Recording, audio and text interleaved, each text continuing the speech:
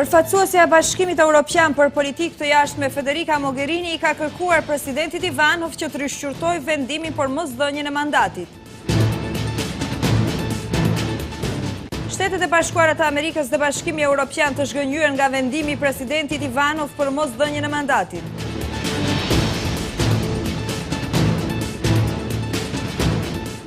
Faktori shqiptar në rajon dënon fjalorin e Ivanovit, shqiptarët janë popull shtetformues dhe gjuhar shqipe pjesë e pandashme e Maqedonisë. Kontradiktat e kreut të BDI-s Ali Ahmeti rreth platformës shqiptare, ishte ai i pari që zbuloi se dokumenti u hartua në Tiranë.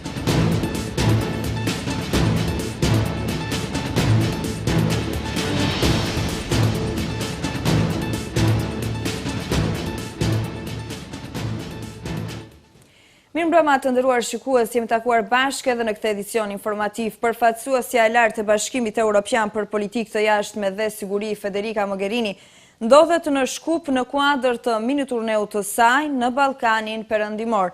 Ajo ka zhvilluar takime me krerët e shtetit dhe të partive politike. Diplomatja e Bashkimit Evropian ka ftuar kreun e shtetit Ivanov që të respektojë parimet kushtetuese dhe t'ia jap mandatin atij që ka siguruar nënshkrimet e duhura. Kronikën do të ndjekim gjatë edicionit informativ. Federica Mogherini është takuar sot me kryetarët e partive politike parlamentare. Pas takimit, liderët kanë dhënë deklaratën përveç kreut të VMRO-s dhe atij të BDI-s, të cilët u kanë ikur gazetarëve. Kryetari i LSDM-s Zaev ka deklaruar se janë të gëzuar që po vazhdon mbështetja ndërkombëtare. Kreu i LSDM-s ka deklaruar se 67 nënshkrime janë bazë normale për dhënien e mandatit, ndërsa ka theksuar se Bashkimi Evropian pret që nëse pas formimit të qeverisë zbaton reformat, do të ketë bazë të mirë të shpejtojë procesin integrues. Për më tepër ndjekim kronikën në vazhdim. Përfaqësuesja e lartë e Bashkimit Evropian për Politikë të Jashtme dhe Siguri Federica Mogherini ka takuar drejtuesit e partive parlamentare VMRO, DPMNE, LSDM, BDI, Lëvizja Besa, Aleanca për Shqiptarët dhe PDSH në hapësirat e kuvendit të Maqedonisë. Temë qendrore ka qenë situata e krijuar pas vendimit të presidentit Gjorgji Ivanov për të mos i dhënë mandatin kreut të LSDM Zoran Zaev dhe perspektiva euroatlantike e vendit. Pas takimit, kreu i LSDM-s u shpreh i kënaqur që edhe më tej Bashkimi Evropian mbështet Maqedoninë, ndërsa ftoi presidentin Ivanov që të rishqyrtojë vendimin e tij dhe të respektojë vullnetin e 700.000 votuesve. Političkата криза mora da se reši soglasno Ustavot. Kriza politike patjetër të zgjidhet në përputhje me kushtetutën dhe ligjet. Porosia që kishim brëm nga Han dhe miqtë e tjerë nënkuptojnë sjellje miqësore ndaj Maqedonisë. Çdo deklaratë ndryshe nuk mund të vlerësohet si dashamirëse. Edhe një herë përsëris se dhënia e mandatit nuk nënkupton formim të qeverisë, por është rruga drejt formimit të qeverisë.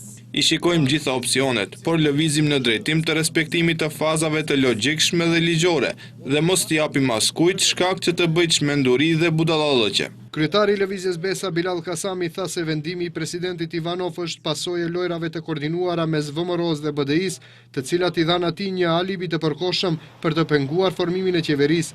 Kasami tha se Besa vazhdon të kontribuojë në kalimin e situatës dhe daljen nga kriza. Dhe ne si Lëvizja Besa kemi shprehur gatishmërinë tonë të plotë që të kontribojmë në zgjidhjen e krizës, ashtu siç kontribuam që në deklarimin tonë që përkrahim kryetarin e LSDM-s për të marrë mandatin për të biseduar, për të nisur bisedimet për qeverinë, ashtu siç nuk ndodhi fatkeqësisht nga BDI e cila nisi bisedimet për qeveri me një person i cili nuk ishte i mandatuar, bazuar në një deklaratë e cila ishte alibi për presidentin e shtetit që të mos jap mandatin për qeveri. Dhe kjo po na jep të kuptojmë se tani më jemi në një krizë e cila, siç duket, është e koordinuar edhe më tutje nga kjo dyshe qeverisë VMRO-BDI. Kryetari i Lëvizjes për Reforma PDSH Zjadin Sela tha se tema me zyrtarizimin e gjuhës shqipe përdoret vetëm si arsye për të mbrojtur, siç u shpreh ai, kriminalët nga drejtësia. Me që ne se kemi këtë drejtë, të jemi tutor të drejtave të atyre që i prezantojnë. Unë ju garantoj që këtë drejtë as pak nuk e ka.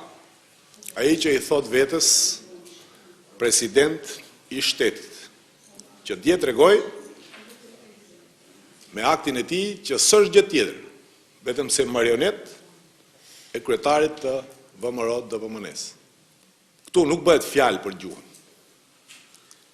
Shfrytëzohet vetëm si mjet për të nxit qytetarët, për të manipuluar qytetarët, dhe qëllimi e dini kush është, të mbrohen kriminalët, të ndalohet procesi i dekriminalizimit të institucioneve. Për kreun e PDSH-s Mendu Thaçi, vendimi i Ivanovit vetëm dëshmoi domosdoshmërinë e zbatimit të platformës së PDSH-s dhe instalimin e parlamentit dydhomësh ku nuk do të ketë mundësi të vendosë një person për të gjithë shqiptarët. Nuk do të kishte më kuptim që shqiptarët të bëjnë angazhime politike dhe të kenë parti politike ku çdo individ si Ivanovi vendos që ta barazvlerësojnë me 0 votën e tyre. Patjetër, shqiptarët duhet të arrijnë që mekanizmin e vendimmarrjes ta kenë të barabartë me maqedonasit, një ndër format është parlamenti dydhomësh. Në anën tjetër po ashtu shprehen një shqetësim shumë të madh se ky konflikt politik fatkeqësisht mund të rrëshqet shumë shpejt në një konflikt etnik. Kryetarët e VMRO-DPMNE-s dhe BDI-s Nikola Gruevski dhe Ali Ahmeti evituan gazetarët dhe u larguan nga takimi me Mogherinin pa dhënë ndonjë deklarat për mediat e pranishme në kuvent. Nga Regjena bon me dije se është gati kronika e cila na informon për detajet rreth takimit të përfaqësuesit së lartë të Bashkimit Evropian Federica Mogherini dhe kryetarit të shtetit dhe krerëve të partive politike. Ta ndjekim. Përfaqësuesja e Bashkimit Evropian për Politikë të Jashtme dhe Siguri Federica Mogherini ka kërkuar nga presidenti Ivanov që të tërheqë vendimin e tij dhe në pajtueshmëri me kushtetutën e vendit, mandatin t'ia ndajë liderit të partisë që ka shumicën parlamentare. Ajo tha se vendimi i Ivanovit është në kundërshtim me vlerat demokratike dhe të NATO-s dhe e njëjti e ka futur vendin në një krizë të thellë. Kërkoj nga presidenti që të reflektoj në vijim dhe të rishqyrtoj vendimin në interes të gjithë qytetarëve të vendit dhe siç thot kushtetuta, t'ia dorëzoj mandatin liderit të partisë që ka shumicën parlamentare. Kjo është kushtetuta e vendit dhe ne respektojmë atë. Të gjithë liderët partijak dhe të gjithë ata që kanë përgjegjësi institucionale kanë për detyrë të përmbahen nga retorika duke shmangur që kjo krizë politike dhe institucionale të shndërrohet në konflikt ndëretnik, apo akoma më keq, konflikt politik. Ajo sot gjatë qëndrimit të saj në Shkup përveç presidentit Ivanov është takuar dhe me liderët e partive politike që kanë fituar mandate në zgjedhjet e 11 dhjetorit. Takimet ajo i cilësoi si shpresdhënëse dhe tha se ditëve në vijim do të kuptojnë se sa të njëjtat kanë qenë konstruktive.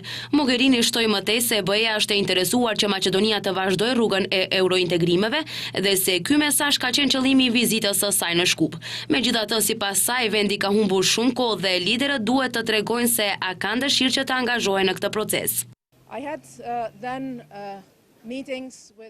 Kam pasur takime me të gjitha partit politike dhe takim shumë të gjatë me presidentin dhe për këtë arsye jam vonuar, ju kërkoj ndjes. Të gjitha takimet kanë qenë të gjata dhe përmbajtësore dhe do të thoja shpresdhënëse. Arsyeja e vizitës sime këtu është dhe ka qenë të jap mesazhin se Bashkimi Evropian është i angazhuar për eurointegrimin e vendit dhe jemi shumë serioz në këtë. Dera jonë është e hapur dhe duam që vendi të hyjë. Kjo është esenca e vizitës sime. E di se qytetarët kanë pritje që vendi të ecë përpara në rrugën euroatlantike. Më lejoni t'ju them se kemi humbur shumë kohë. Mogherini tha se për takimin e sotëm do t'i njoftoj edhe ministrat e jashtëm të vendeve anëtare të BE-s në takimin e Këshillit të Ministrave që do të mbahet të hënën. Edhe amerikanët që janë të zhgënjur nga vendimi i mbrëmshëm i presidentit Ivanov, ambasadori i SBA-s në Shkup Xhezbeli ka thënë se ky është hap kundër vlerave demokratike, ndërsa i ka bërë thirrje kreut të shtetit që të rishqyrtojë vendimin. Ambasada amerikane në Shkup ka reaguar në lidhje me vendimin e djeshëm të presidentit Gjorgje Ivanov. Në një konferencë për media, ambasadori i SBA-s Xhezbeli tha se vendi i tij u zhgënjye kur mësoi se presidenti Ivanov refuzoi shumicën e qartë parlamentare për të formuar qeverinë e re. Ai ka thënë se ky vendim është në kundërshtim me vlera demokratike.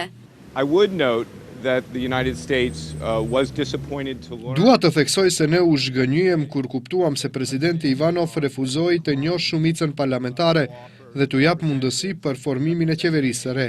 Besojmë se kjo nuk është në pajtueshmëri me vlerat themelore të demokracisë dhe sundimit të së drejtës, që janë vlerë thelbësore, e organizatës së Traktatit të Atlantikut të Veriut. Beli ka kërkuar nga presidenti Ivanov që të rishqyrtoj vendimin e tij, ndërsa nga vendet fqinje ka kërkuar që të jenë më konstruktiv në këtë situatë të ndjeshme politike.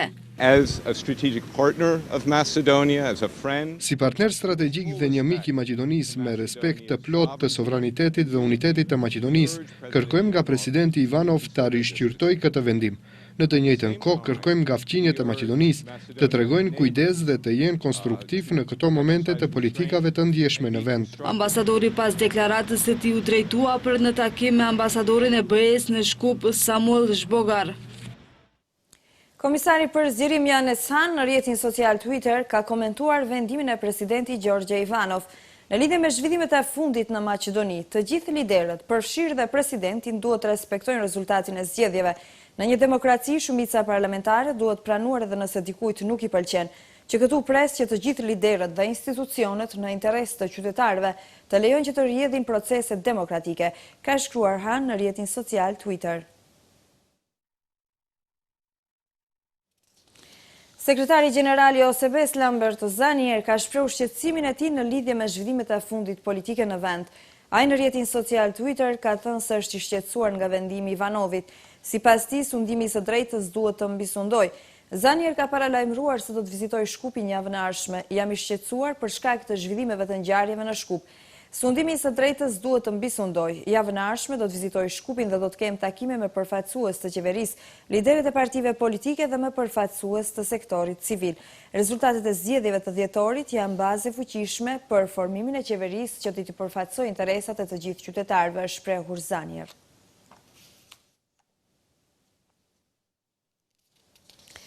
Ministria e Jashtme e Rusisë ka deklaruar se janë të shqetësuar për situatën politike në Maqedoni.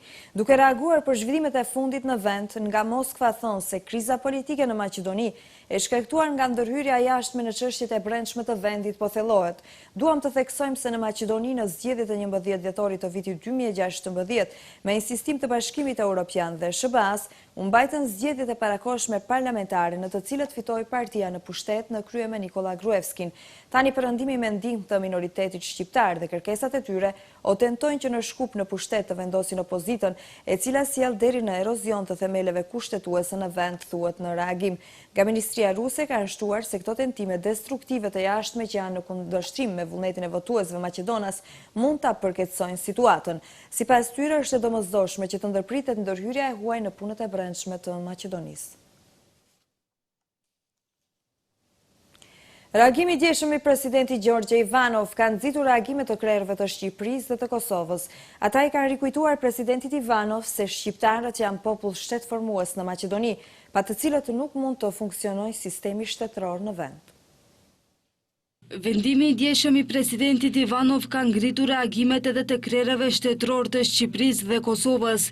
Kryeministri i Shqipërisë Edi Rama, nëpërmjet një mesazhi të publikuar në rrjetin social Facebook, ka thënë se shqiptarët janë popull shtetformues në Maqedoni. Ivanov, gjua shqipe nuk është armikut, por e një popull i shtetformues në Maqedoni. Pa shqiptarët nuk ka Maqedoni, i dashur president. Ndërkohë, kreu i Kuvendit të Shqipërisë Ilir Meta nëpërmjet një komunikate për media tha se shpreh shqetësimin për situatën e rënduar politike në Maqedoni. Meta tha se inkurajon të gjitha forcat politike në vend për qetësi, përgjegjshmëri dhe konstruktivitet. Dëshiroj t'i shpreh gjithashtu keqardhje për retorikat nacionaliste anti-shqiptare të cilat cënojnë harmoninë dhe bashkëtesën ndëretnike si garanci për stabilitetin e vendit fqinj. Shpresoj se gjithë aktorët institucional dhe politik të tregojnë përkushtim për progresin demokratik dhe euroatlantik të Maqedonisë. Reagimeve të Tiranës zyrtare i është kundërpërgjigjur kryeministri i Maqedonisë Emil Dimitriev. Ai ka porositur Ramën se me ndërhyrje në punët e brendshme të Maqedonisë u shkakton dëm të madh raporteve të mira fqinjësore dhe se ajo është në kundërshtim me vlerat evropiane. Ajo nuk i ndihmon askujt, nuk i ndihmon Shqipërisë, qytetarët e së cilës presin nga ju që të merreni me mangësitë në qeverisjen dhe ekonominë, nuk i ndihmoni BE-s sepse edhe evropianët e kanë të qartë se kërkoni vetëm pretekst për zënka jashtë për të mos u folur për atë që e keni bërë apo nuk e keni bërë në shtëpi. Nuk i ndihmon as Maqedonisë, qytetarët e së cilës duan shtet sovran dhe të pavarur në kufijt aktual. Nga ana tjetër, presidenti i Republikës së Kosovës Hashim Thaçi qasjen e Ivanovit e ka vlerësuar si armiqësore dhe anti-shqiptare. Ai ka thënë se shqiptarët në Maqedoni janë popull shtetformues dhe Maqedonia duhet të jetë shteti të gjithë qytetarëve të saj. Zhvillimet politike në Maqedoni janë shumë shqetësuese. Presidenti Ivanov abuzoi me kushtetutën dhe ligjet në qasjen e tij armiqësore e antishqiptare që përbëjnë 1/3 e qytetarëve të këtij shteti. Me vendimin e tij, presidenti Ivanov varrosi demokracinë duke mos njohur vullnetin e qytetarëve, kushtetutën dhe ligjet, si dhe varrosi marrëveshjen e Ohrit. Thaçi ka shtuar se pa të drejtat e barabarta të shqiptarëve në Maqedoni, humb kuptimi i funksionimit të shtetit të Maqedonisë. Përpilimi i platformës shqiptare në Tiranë ishte arsyeja kryesore theksuar nga presidenti Ivanov, sepse nuk ia dha mandatin LSDM-s. Ishte pikërisht kryetari i BDI-s Ali Ahmeti, i cili zbuloi pari se në Tiranë është përpiluar një dokument i përbashkët vetëm një ditë pas takimit me Ramën. Ivanov tha gjithashtu se pranimi i platformës shqiptare është vepër penale, ndërsa nga BDI nuk zbulojnë dokumentin që dëshmon se edhe VMRO e ka pranuar platformën shqiptare, ashtu siç deklaronin funksionarët e BDI-s. Pas vendimit të presidentit Gjorge Ivanov që të mos ia dorëzoj mandatin për formimin e qeverisë, liderit të LSDM Zoran Zaev, mbrëm vonë përmes rrjetit Facebook ka reaguar edhe kryetari i BDI-s Ali Ahmeti. Në postimin e tij, Ahmeti thotë se platforma shqiptare nuk e cenon karakterin unitar të shtetit. Ahmeti thotë gjithashtu se kjo platformë është e hartuar në Shkup e jo në Tiranë dhe se këtë e ka thënë në çdo prononcim të tij. Në këtë takim në Shkup harmonizuam qëndrimet rreth pritshmërive të shqiptarëve dhe në çdo prononcimin timin publik kam thënë që deklarata e përbashkët e partive parlamentare shqiptare të Maqedonisë është akorduar dhe shkruar në Shkup. Por ndryshe nga ajo çfarë ka shkruar në Facebook, kryetari i BDI-s Ali Ahmeti ishte në fakt politikani i parë që zbuloi se platforma e partive shqiptare është përpiluar në Tiranë gjatë takimit me kryeministin shqiptar Edi Rama. Edhe atë, vetëm një ditë pas takimit të përbashkët të liderëve shqiptar me Ramën, në një prononcim para mediave, Ahmeti mbi 30 herë përmend fjalën dokument dhe platformë, duke i referuar takimin në Tiranë. Ky dokument, i cili është si draft që përmbledh programet, pikat kryesore të programet partive politike që kanë ngaruar në zgjedhjet parlamentare të vitit 2016. Kjo është një përmbledhje si dokument që duhet të miratohet në organet drejtuese të partive përkatëse. Pikrisht ky fakt që Ahmeti e zbuloi më 30 dhjetor u përdor dje nga presidenti Ivanov si pretekst që të mos i jepet mandati LSDM-s. Јас нема да определам мандат за состав на влада на Република Македонија на секој оној кој преговара за платформи на други држави. Paraprakisht Ivanov kishte takuar liderët e partive politike më një shkurt. Pas atij takimi, kryetari i BDI-s Ali Ahmeti deklaronte se ai I dorëzoi bombën Ivanovit. Por në mënyrë pak më simbolik, bomba ishte te unë, e hodha në presidenca tash përgjuan. Por nuk precizoi se çfarë bombe kishte dorëzuar në rezidencën presidenciale. Јас нема да определам мандат за состав на влада на Република Македонија на секој оној кој преговара за платформи на други држави. Pas takimeve në presidencë, Ahmeti përmes mediave kërkoi publikisht nga lideri I LSDM-s Zoran Zaev që t'i dorëzoj garanca me shkrim për pranimin e platformës shqiptare. Zaev pranoi sfidën, por pyeti Ahmetin se pse garancat të tilla me shkrim nuk I ka kërkuar ndonjëherë Gruevskit. Господинът Ахмети не бараше нищо написмено от господинът Груевски, за да влезе во преговори за влада. Но ако Nga BDI-a deklaruan disa herë se edhe Gruevski e ka pranuar ligjin për gjuhën shqipe, për një dokument me shkrim nga VMRO DPMNE dërguar BDI-s, asnjëherë nuk pa dritën. Televizioni Shenja pyeti sot BDI-n se pse deri në këtë moment nuk është të përgjigjur nëse ka kërkuar në të vërtetë garanca me shkrim nga VMRO DPMNE për gjuhën shqipe dhe nëse po, pse dokumenti I tillë nuk publikohet. Apo vihet BDI në mbrojtje të rejtingut të Nikola Gruevskit dhe VMRO DPMNE-s, duke fshehur dokumentin që dëshmon se edhe ata kanë pranuar platformën shqiptare nëse ekziston një dokument I tillë. Deri në këtë moment nuk ka asnjë përgjigje nga partia e Ahmetit. Shirete Elezi, ministreve qeverisjes lokale, fjalimet e saj mban fillimisht në gjuhën maqedonase, pastaj flet shqip. Fakti që flet shqip nuk pengon zëvendës kryeministrin Vladimir Peshevski dhe pse partia e tij VMRO-DPMNE publikisht kundërshton zyrtarizimin e gjuhës shqipe.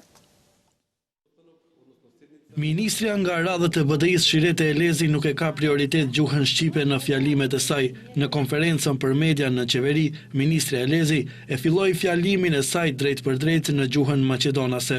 Pocztujem posłem Peshevski, pocztujem mediumi, ja się widzę obratam dwojazično. Ministarstvo za lokalna samouprava kako nositelj politikata za ravnomerni regionalan razvoj. Ndërsa zëvendës kryeministri Vladimir Peshevski në pyetjen e televizionit Shenja thot se nuk i pengon gjuha shqipe edhe pse partia e tij VMRO-DPMNE publikisht e kundërshton zyrtarizimin e gjuhës shqipe.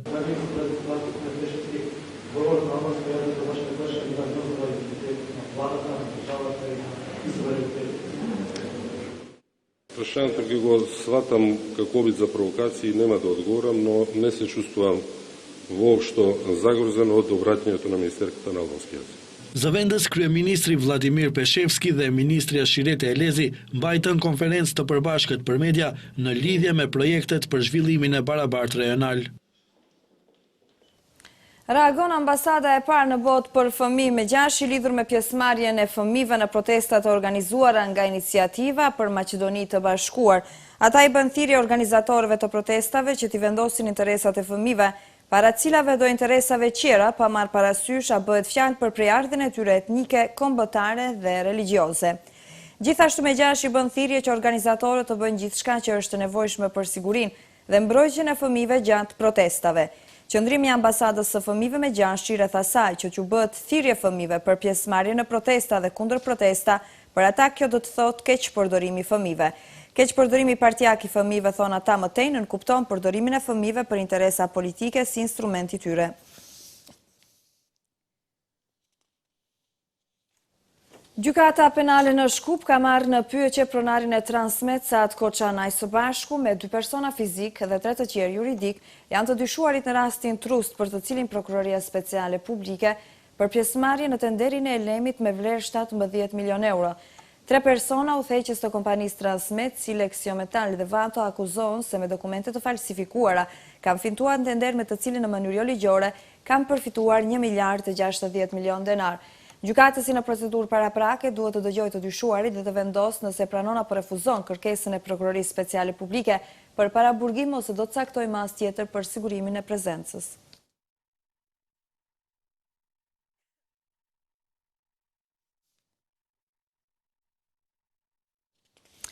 Punëtorët e Jugohromit sërish kanë bllokuar autostradën Tetov-Shkup në shenjë proteste për pezullimin e punës së këtij kombinati.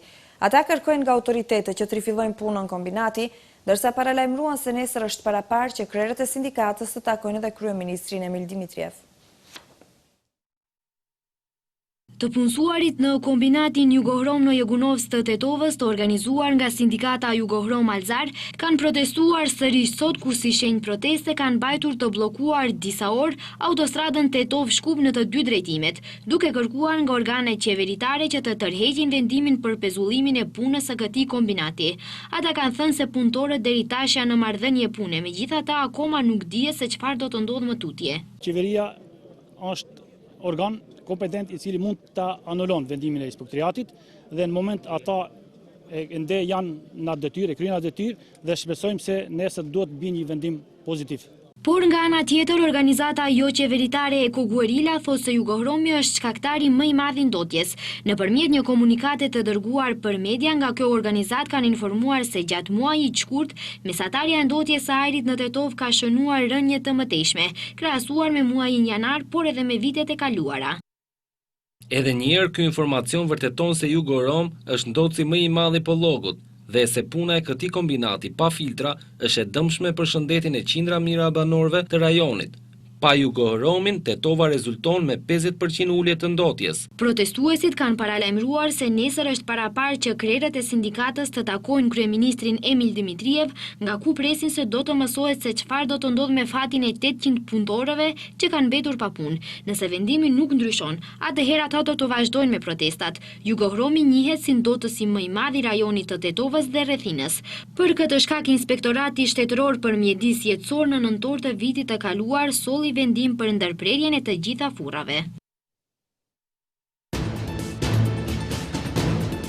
Gjykata franceze ka shtyrë sërish vendimin për ish-komandantin e UÇK-s Ramush Haradinaj.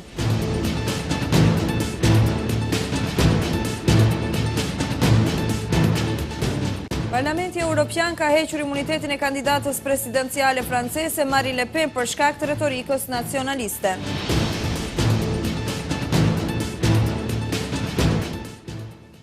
Ndrojmë temë të informacioneve dhe njerë gjykata franceze në qytetin Kolmar ka vendosur për të shtyrë për më 6 prill të këtë viti vendimin për Ramush Haradinaj. Pas vendimit, Haradinaj ka shpjeguar se Serbisja është dhënë kohë deri në këtë datë për të dorëzuar më shumë dëshmi për akuzën. Ramush Haradinaj ka folur pas shtyrjes së vendimit nga gjykata e apelit në Kolmar. Ajo është drejtuar bashkëdhetarëve në Francë që kanë marrë pjesë në seancën gjyqësore. Haradinaj ka thënë se do të mbetet në Francë deri më 6 prill të këtij viti, pasi deri më 31 marsi kanë dhënë kohë Serbisë që t'i dërgon shpjegimet shtesë për kinjsehetimet për Haradinajn. Pra dhe pas seancës së 6 prillit, Haradinaj do duhet të qëndrojë në Francë të paktën deri ka mesi i prillit për ta pritur vendimin. Gjykata franceze ka njoftuar se vendimi për Haradinajn do të merret më 6 prill të këtij viti, duke sqaruar vendimin e sotëm pas përfundimit të seancës. Ky vendim ka nxitur edhe një grup të veteranëve të UÇK-s, të cilët kanë hyrë brenda sallës së Kuvendit të Kosovës ku po mbahej seanca e rregullt plenare. Drejtuesi i seancës është detyruar që ta ndërpresë seancën, ndërkohë që deputetët opozitare bojkotuan seancën në shenjë proteste për vendimin e gjykatës franceze. Ndërkohë grupi parlamentar i AK-s ka marrë vendim që ta bojkotojë Kuvendin e Kosovës deri më datën 6 prill të 2017-s. Pasi janë të pakënaqur me angazhimin e institucioneve të Kosovës, presidentit, qeverisë, por edhe Kuvendit në përshpejtimin e lirimit të Ramush Haradinajt. Gjithashtu, partia e Haradinajt ka njoftuar se do të organizojë një protestë të shtunën. Ndërkohë, kryeministri i Kosovës Isa Mustafa tha se mbajtja e Haradinajt në Francë në masën e lirimit me kusht është e pakuptimt. Presim nga institucionet e Francës që të mundsojnë që ai sa më shpejt të kthehet në Kosovë. Ndërkaq, para gjykatave të tilla duhet të përgjigjen ata që kanë bërë krime në Kosovë, ka thënë Mustafa. Më 4 janar, Haradinaj u ndalua nga autoritetet franceze bazuar në një urdhër arrest të Serbisë të lëshuar në vitin 2004. Më 12 janar u lirua me kusht nga autoritetet franceze, kurse vendimi për të ishte shtyrë edhe në seancën e 9 shkurtit. Paraprakisht ai ishte arrestuar edhe në Sloveni në vitin 2015, sipas urdhër arrestit të njëjtë, ndërkohë që më pas ishte liruar. Prokurorët Rustan janë duke shqyrtuar një kërkesë nga Mali i Zi për të ndihmuar këtij vendi që të hetojë përpjekjen për grushtet gjatë zgjedhjeve. Tetorin e kaluar, transmeton agjencia e lajmeve Reuters. Kremlini ka cilësuar si absurde akuzat e prokurorit të shtetit në Mal të Zi se Moska ka qenë e përfshirë në komplotin për të vrarë kryeministrin atëhershëm Alazez Milo Gjukanović dhe për të sjellë opozitën në pushtet. Prokurori special i Malit të Zi Milivoj Katnić muajin e kaluar tha se institucionet shtetërore të Rusisë kanë qenë të përfshira në komplotin e dyshuar për grushtet dhe kërkojnë nga shteti rus që të bëjë hetime. Parlamenti Evropian ka hequr imunitetin e kandidatës presidenciale franceze Marine Le Pen për postimin e disa fotove të dhunshme të ISIS-it në Twitter. Vendimi zyrtar për kandidatën e krahut të ekstremit të djathtë është marrë ditën e sotme nga shumica e anëtarëve në seancën plenare të Parlamentit të Bashkimit Evropian. Marine Le Pen është deputete e Parlamentit Evropian që nga viti 2004. Në dhjetor të vitit 2015, Le Pen postoi 3 fotografi grafike të vrasjeve të kryera nga ISIS-i, poshtë të cilave shkruante "Ky është ISIS". Postimi kishte qenë një përgjigje ndaj gazetarit Jean Jacques, i cili krahasoi retorikën nacionaliste të Le Pen me atë të grupit terrorist ISIS. Në raportin e Komisionit Ndërkombëtar Hetimor të Pavarur për Sirin, thuhet se sulmet e regjimit të Asadit dhe forcave ruse në lindjet e Alepit paraqesin krime lufte. Kreu i Komisionit Paulo Sergio Pinheiro në konferencën për mediat në Gjenev tha se është më së qartë se civilët në Alep kanë qenë viktima të krimeve të luftës. Gati se 5 muajve të rrethimit në lindjet e Alepit është vrarë një numër i madh i civilëve, si pasojë e sulmeve të vazhdueshme ajrore nga forcat e regjimit dhe forcave ajrore të Rusisë. Spitalet, shkollat dhe tregjet janë kthyer në një grumbull rënojash, ka thënë Pinheiro. Pinheiro theksoi se në sulmet e lartë përmendura civilët kanë qenë të selektuar në mënyrë të planifikuar, pasi regjimi dhe forcat ruse posedojnë avion ndërkohë që opozita nuk ka të tillë.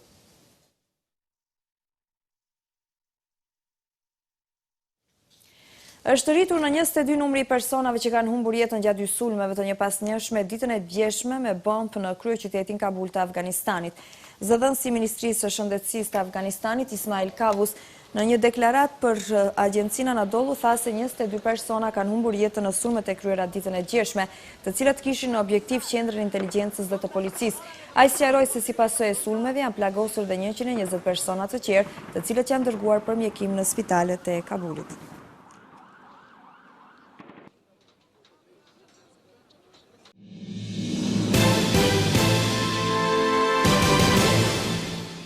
Kemi përfunduar këtu me sport, një falenderoj për vëmendjen, bashkë mirupafshim. Gjithashtu edhe në edicionin e fundit në gjuhën shqipe për sot, ju falenderoj për vëmendjen tuaj, natën e mirë.